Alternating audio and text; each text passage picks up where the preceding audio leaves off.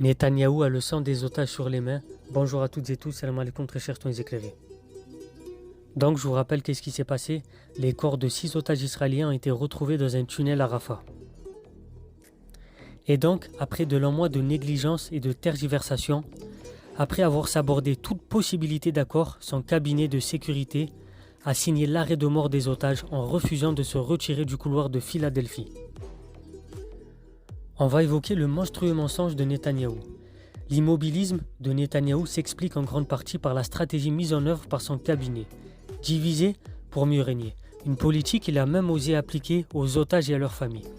Les otages ont été exclus du récit national comme s'il fallait choisir entre leur vie et celle des Israéliens. Netanyahou a voulu faire croire à sa population que la sécurité du pays l'emportait sur le reste. Pendant ce temps, bien sûr, le génocide continue. Et donc, ça a marché. La multitude, effrayée, n'a pas branché.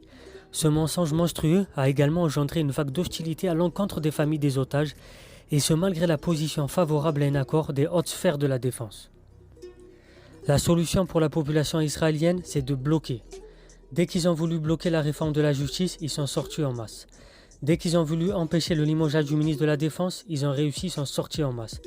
Donc maintenant, il faut qu'ils sortent. Il faut qu'ils sortent parce que la vie des otages est en jeu et bien évidemment, le génocide et les Gazaouis se font massacrer tous les jours. S'ils ne font rien, ils seront bien évidemment complices.